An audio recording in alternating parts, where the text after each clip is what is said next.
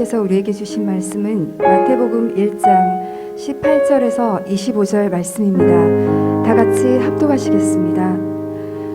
예수 그리스도의 나심은 이러하니라. 그의 어머니 마리아가 요셉과 약혼하고 동거하기 전에 성령으로 잉태된 것이 나타났더니 그의 남편 요셉은 의로운 사람이라 그를 드러내지 아니하고 가만히 끊고자 하여 이 일을 생각할 때에 주의 사자가 현몽하여 이르되 다윗의 자손 요셉아 내 아내 마리아 데려오기를 무서워하지 말라. 그에게 잉태된 자는 성령으로 된 것이라. 아들을 낳으리니 이름을 예수라 하라. 이는 그가 자기 백성을 그들의 죄에서 구원할 자이심이라 하니라. 이 모든 일이 된 것은 주께서 선지자로 하신 말씀을 이루려 하심이니 이르시되 보라 처녀가 잉태하여 아들을 낳을 것이요 그의 이름은 임마누엘이라 하리라 하셨으니 이를 번역한즉 하나님이 우리와 함께 계시다 함이라. 요셉이 잠에서 깨어 일어나 주의 사자의 분부대로 행하여 그의 아내를 데려왔으나 아들을 낳기까지 동침하지 아니하더니 나음의 이름을 예수라 하니라. 이는 살아계신 하나님의 말씀입니다. 아멘.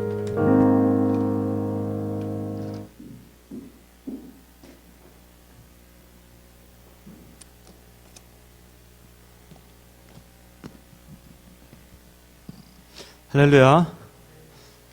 예, 가운데만 이렇게 좀 비워놨죠? 희한하네요, 그죠? 자, 이제 5일 후면은 성탄절입니다. 그죠? 성탄절 하면 여러분 가장 먼저 생각나는 게 뭘까요? 산타 할아버지. 아직, 그죠? 이제 그때 지났잖아요, 여러분들, 그죠? 산타 말고 또 생각나는 거 뭐가 있을까요? 뭐래? 나홀로 집에 영화 그죠? 혼자 집에서 영화 볼 요즘 그럴 수밖에 없는 그런 상황들이 참 많이 있죠. 예전에는 뭐 그죠? 캐럴이라든지 뭐 선물 또 이렇게 좀 파티 뭐 이런 것도 생각나고 또 우리 그리스도인들은 예수님을 제일 먼저 하겠죠, 그죠? 믿지 않는 사람들은 성탄절을 그죠? 빨간 날 또는 아니면 노는 날 아니면 선물 받는 날, 아니면 연인과 함께하는 날, 뭐 이렇게 생각하겠지만은 우리들은 예수님이 이 땅에 오신 날로 그렇게 우리가 기념을 하고 있는 것입니다. 어떤 사람들은 성탄절이 이교도의 풍습을 중세교회가 도입한 것이기 때문에 기독교인들은 성탄절을 지킬 필요가 없다 이렇게 주장하는 사람들이 종종 있어요. 물론 얼핏 들으면 좀 그럴듯합니다. 하지만 왜냐하면 성경에 또 이제 그런 어떤 성탄절이나 탄생에 대한 날짜가 기록되어 있지 않거든요. 하지만 그리 맞는 말이 아니죠. 우리가 성탄절로 지키는 때가 로마 시대에는 태양신을 섬기는 그런 기념하는 이교적 절기였는데 교회는 태양신이 아니라 예수 그리스도만이 참신이고 구세주라고 증언하면서 예수님의 탄생을 기념하는 날로 그렇게 지키기 시작하게 된 거죠. 그걸 굉장히 큰 의미가 있다는 것이죠. 자, 올해는 코로나로 인해서 예전같이 어떤 그런 크리스마스 분위기를 우리가 경험하기 어렵습니다. 상점들도 많이 문을 또 닫게 되고 또 어떤 경우는 좀 일찍 닫게 되고 아예 모이지도 못하고 그래서 자영업자들이나 소상공인이 매우 힘든 시기를 보내고 있죠. 그래도 울산 기독교 총연합회에서 이렇게 신문을 보니까 그게 있더라고요. 태화 로터리하고 또 우리 그 번영교 옆에 있는 그 다리, 조그만 다리를 배달의 다리라 그러나 봐요. 하여튼 거기에 성탄 트리를 이렇게 설치했다라고 하더라고요. 그래서 개인적으로는 참 잘했다 이런 생각을 합니다. 뭐 화려하고 이뻐서 그런 것이 아니라 갈수록 사라져가는 어떤 기독교 문화 또 성탄절에 대한 이런 것들을 좀 다시 한번 생각해 볼 수 있게끔 만드는 그런 기회가 아닌가 해서 잘한 것 같아요. 특히 요즘 같은 코로나로 우울한 시기에 빛 되신 주님, 소망 되신 주님을 전할 수 있으면 참 좋을 것 같습니다. 근데 코로나가 갈수록 좀 심해져서 그죠? 어디를 뭐 가면서 우리가 뭘 전하고 만나고 이렇게 하기가 매우 어려운 그런 상황이죠. 옛날 같으면 그죠? 새벽송도 돌고 막 여러분 새벽송 시대는 아니죠, 그죠? 예. 라떼는 뭐 그런 건데 그래도 여러분 그 임마누엘 밤은 했잖아요, 그죠? 임마누엘 밤이라든지 베들레헴 축제는 했었잖아요, 그죠? 근데 지금 그것도 없습니다. 올해는 임밤도 없고 베들레헴 축제도 없고 교회 학교 모든 행사들이 없는 그런 상황이에요. 또 서울 같은 경우는 더욱더 좀 심하겠죠. 아예 예배 자체도 좀 어려운 그런 상황이고 코로나로 인해서 이제 사망하시는 분들도 좀 늘어나고 있고 또 방역 당국도 계속 긴장하고 있고 또 노심초사 이렇게 의료 공백이 생기지 않을까 이런 것들을 하고 있는 것 같아요. 만약에 이런 식의 여러분이 서울을 가야 한다면 그것도 사람이 많은 곳에 가야 한다면 그래서 코로나 걸릴 확률이 매우 높다면 여러분 가겠습니까? 그렇죠, 가고 싶진 않겠죠, 그렇죠? 만약에 회사에서 직장 다니는데 직장에서 외국의 어느 나라를 출장 다녀와야 돼. 근데 그 나라 가면 100%야. 코로나 걸려. 그럼 여러분 가겠습니까? 회사 그만두겠죠, 그죠? 모르겠어요. 뭐 믿음으로 가고 기도하고 갈지 모르겠지만은.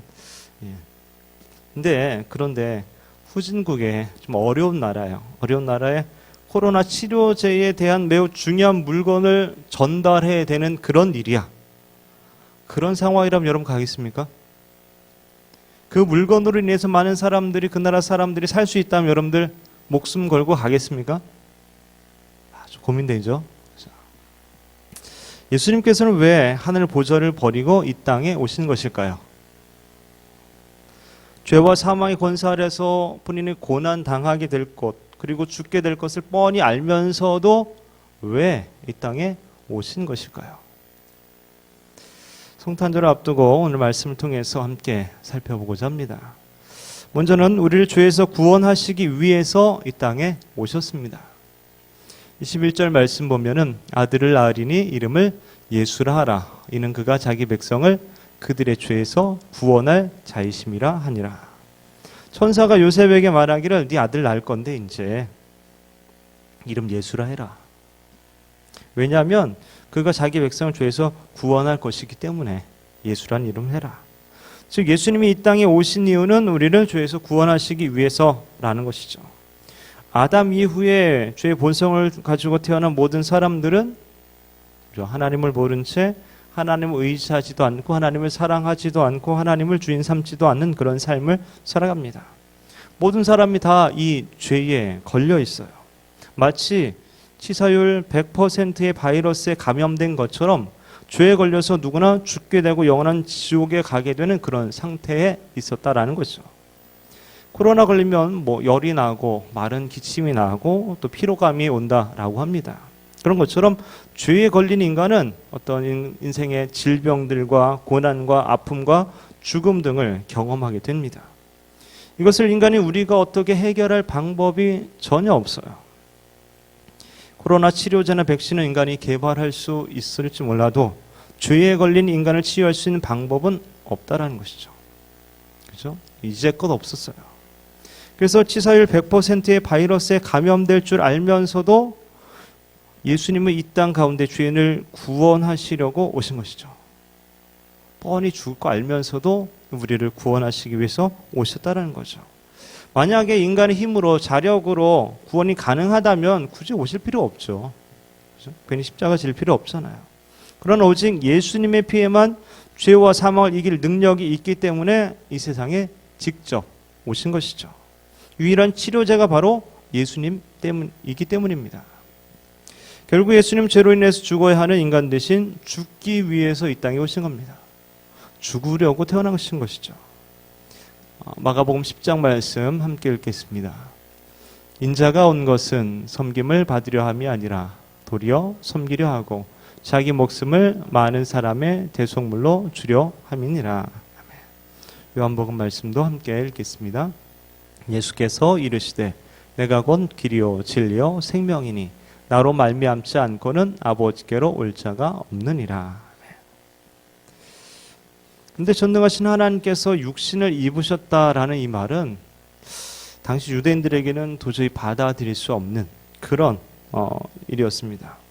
왜냐하면 어느 누구도 그렇게 하지 않았고 신이 이 추한 인간이 된다, 연약한 인간이 된다라는 것은 상상조차 할 수 없는 그런 일이었죠.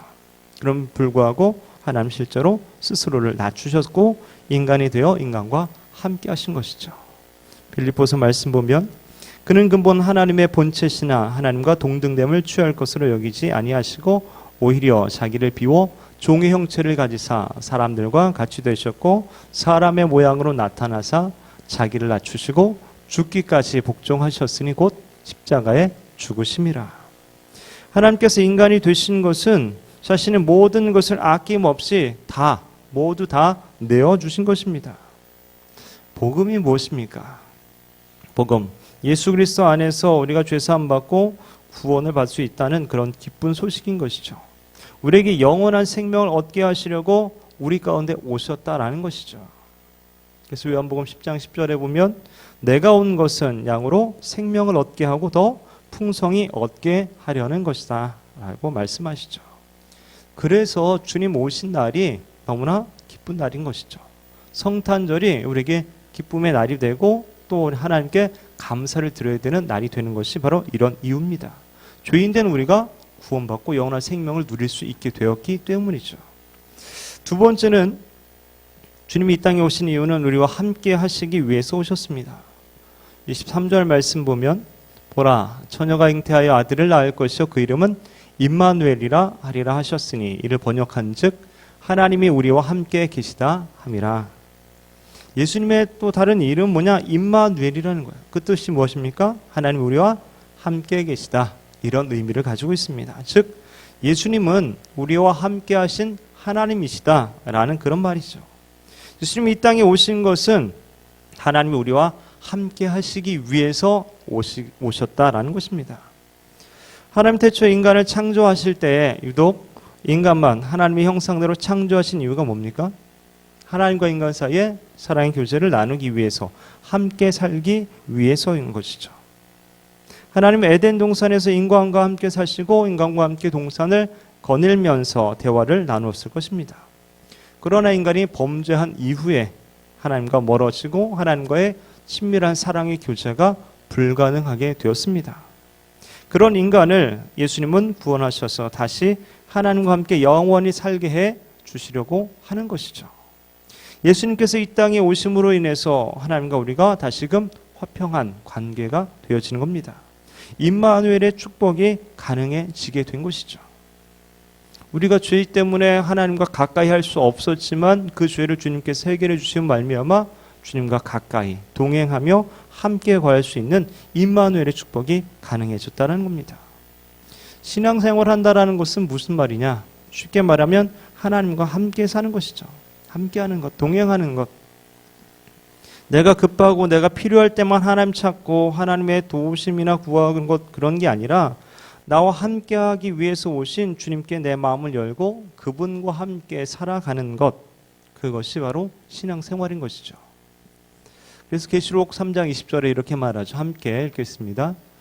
볼지어다 내가 문 밖에 서서 두드리노니 누구든지 내 음성을 듣고 문을 열면 내가 그에게로 들어가 그와 더불어 먹고 그는 나와 더불어 먹으리라. 임마누엘로 오신 예수님께서 마지막 하늘로 올라가실 때도 우리에게 이런 약속을 주시죠.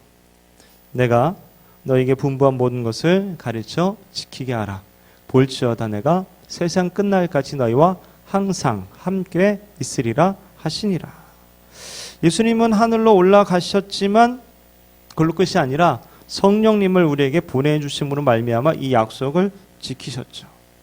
주님이 다시 오실 때까지 우리가 어떤 환난 속에 있거나 풍랑 속에서나 우리를 지키시고 항상 함께 하시겠다는 놀라운 축복의 사건, 그것이 바로 성탄이라는 것이죠.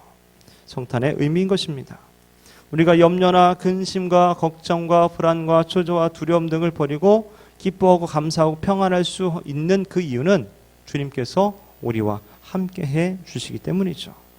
반대로 주님과 멀어지게 되면 어떻게 되냐? 나도 모르게 염려하게 되고 근심하게 되고 걱정하게 되고 불안하게 되고 초조하게 되고 두려워하게 되는 것이죠. 우리는 나중에 천국에 가서 영원히 하나님과 함께 살아야 합니다. 그러나 이 땅에서도 매일매일 하나님과 함께 살아야 합니다. 하나님과 함께 살기에 천국을 우리가 이 땅에서도 누려야 한다라는 것이죠. 그럼 그 스포츠 보면 야구 선수나 축구 선수들 있잖아요. 그 선수들이 경기장에 들어갈 때만 선수입니까? 아니죠. 이미 그들은 경기장에 들어서기 전부터 선수죠. 이미 준비된 선수로서 그 경기장에 들어가는 것입니다. 우리가 나중에 천국에서만 하나님과 동행하고 그때서만 하나님의 자녀고 백성이 아닌 것이죠. 이 땅에서부터 이미 우리는 하나님과 동행하고 교제하고 하나님의 자녀로서의 어떤 친밀한 교제를 누리면서 살아야 되는 것이죠. 그것을 위해서 예수님께서 이 땅에 오셨다라는 것입니다. 사랑하는 젊은 예수꾼 여러분, 그렇다면 성탄절을 우리가 어떻게 보내야 할까요? 우리를 죄에서 구원하시기 위해 오신 그 주님을 기억하면서 우리가 기뻐하고 감사할 수 있어야 합니다. 그리고 그 소식을, 그 기쁨의 소식을 다른 이들에게도 전할 수 있어야 합니다. 그리고 나와 함께 하시기 위해 오신 주님이 지금도 여전히 나와 함께 하고 계심을 우리가 믿기에 걱정과 두려움을 내려놓고 주님 안에서 참된 평안함과 자유함을 누릴 수 있어야 합니다. 주님과 함께하는 천국은 누리는 삶을 우리가 살아가야 하는 것이죠. 바라기는 시대는 우울하지만 그래도 우리는 주님이 이 땅에 오신 이유를 되새기면서 성탄의 기쁨을 전하며 누리는 저와 여러분 되시기를 주님의 이름으로 축원합니다.